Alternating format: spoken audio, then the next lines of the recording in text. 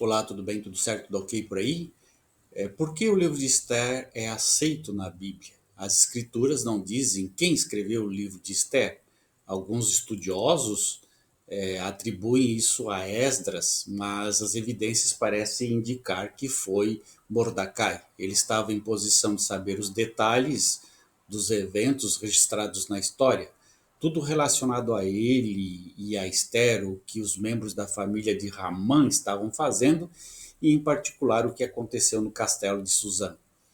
Após se tornar primeiro-ministro do governo persa, ele deve ter tido acesso aos documentos oficiais mencionados no relato. Assim como Daniel, Esdras e Neemias, que ocuparam cargos oficiais do governo persa em outros períodos, escreveram livros bíblicos sobre a relação dos judeus com aquela potência mundial.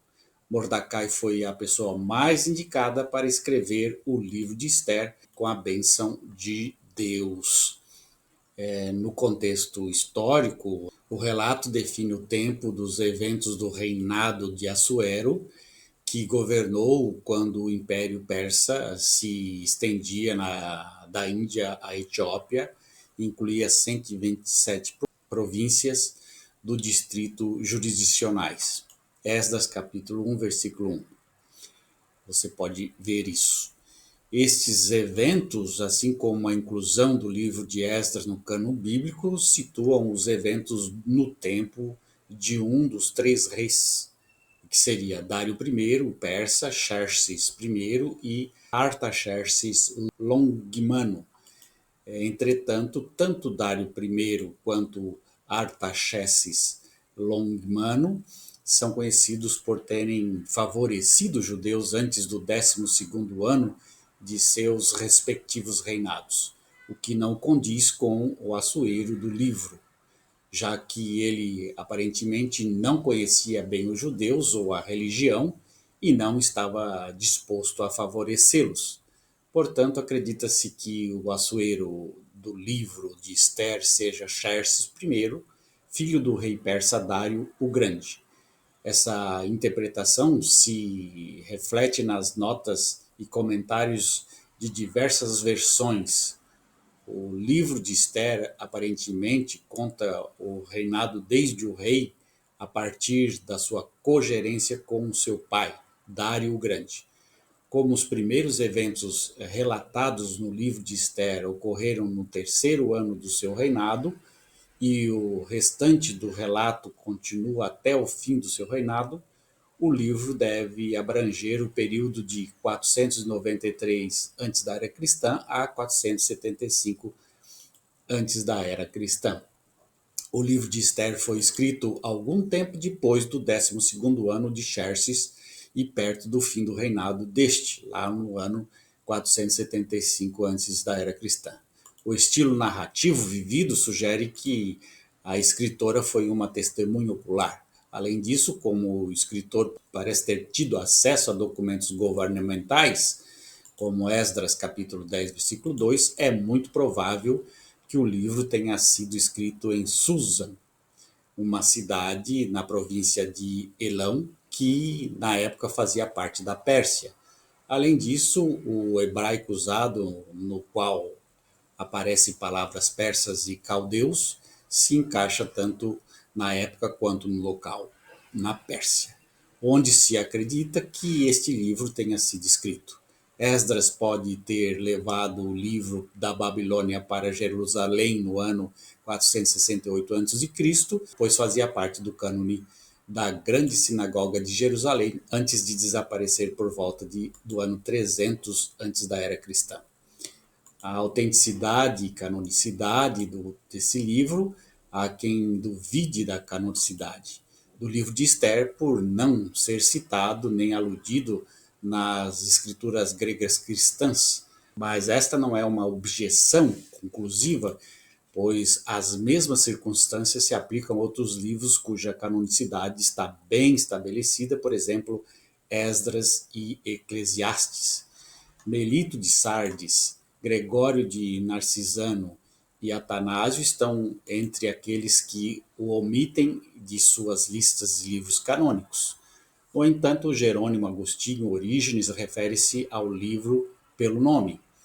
Ele também aparece na coleção de Chester White e em um códice provavelmente compilado na primeira metade do século III depois de Cristo, da era cristã, juntamente com os livros de Ezequiel e Daniel. Parece que sua autoridade nunca foi questionada nem pelos judeus nem pelos primeiros cristãos como um todo. Os judeus costumam colocá-lo em suas Bíblias junto com os hagiógrafos, os escritos entre Eclesiastes e Daniel.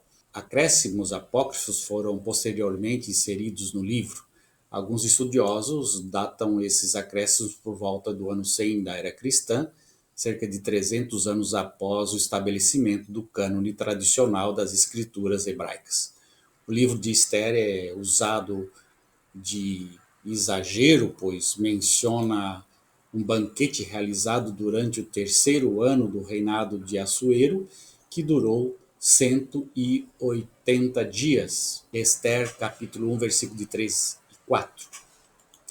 No entanto, alguns disseram que uma celebração tão longa poderia ter sido realizada para dar as boas-vindas aos numerosos funcionários de muitas províncias que, devido às suas obrigações, não poderiam estar lá por tanto tempo, nem todos de uma vez.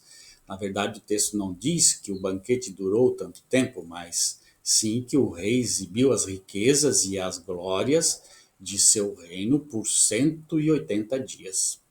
Um banquete é mencionado nos versículos 3 e 5 do primeiro capítulo. Talvez isso não se refira a dois banquetes, mas sim ao banquete de 7 dias oferecido a todos os habitantes do castelo de Suzã no final da grande assembleia. Como o livro não faz menção direta a Deus, alguns o acusam de ser uma obra profana. No entanto, o livro fala de jejum e de um grito de socorro por parte dos judeus, o que implica oração. Esdras capítulo 4, versículo 3, 16 e capítulo 9, 31. Além disso, há indícios no livro da manipulação dos eventos por Deus, como a insônia do rei no momento oportuno, Esther, capítulo 6, versículo 1, bem como uma possível alusão a Esther se tornando rainha por direção divina, Esther, capítulo 4, versículo 14. Além disso, Mordecai era um adorador de Yahvé, como evidenciado por sua firme recusa em se curvar a Ramã, o inimigo de Deus que, como descendente de Agag, pode ter sido da linhagem real amalequita. Esther, capítulo 1, versículo 1 a 6, e Êxodo, capítulo 17, versículo 14, evidências históricas e arqueológicas descobertas confirmam a autenticidade do livro de Esther. Alguns exemplos bastam. Ele descreve com muita precisão como os persas honravam um homem. Branco e azul eram as cores reais persas. Em Esther 18:15 é dito que Mordecai usava vestes reais de tecido azul e linho, bem como um manto vermelho e púrpura. Esther tomou o seu lugar no pátio interno da casa do rei, em frente ao palácio real, enquanto o rei estava sentado em seu trono real no palácio real, em frente à entrada do palácio. E aconteceu que, assim que o rei viu a rainha Esther em pé no pátio, ela alcançou graça aos seus olhos. Esther, capítulo 5, versículo 1 e 2. Escavações revelam que a descrição é precisa em todos os detalhes. Um corredor levava da casa das mulheres ao pátio interno e a sala do trono ou câmara do pátio ficava do outro lado do pátio. O trono ficava no fundo da sala, bem no centro, e dessa posição o rei podia olhar por cima da cortina e ver a rainha aguardando uma audiência. Outros detalhes no livro mostram que o escritor conhecia muito bem o palácio. Por todas essas razões, as objeções levantadas quanto à historicidade e à exatidão dos hábitos e costumes persas são infundadas. Uma prova clara da autenticidade do livro é a festa do Purim Olot, um festival ainda celebrado pelos judeus hoje.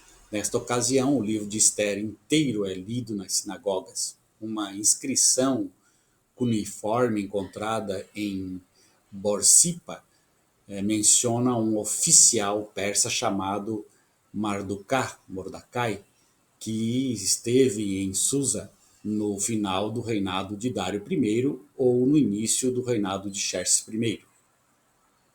O livro de Esther se harmoniza completamente com o restante das escrituras e complementa os relatos de Esdras e Neemias ao explicar o que aconteceu ao povo exilado de Deus na Pérsia.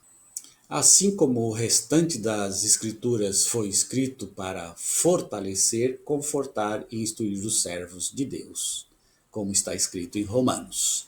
Então se entende que o livro de Esther não é apócrifo. Um abraço, tchau.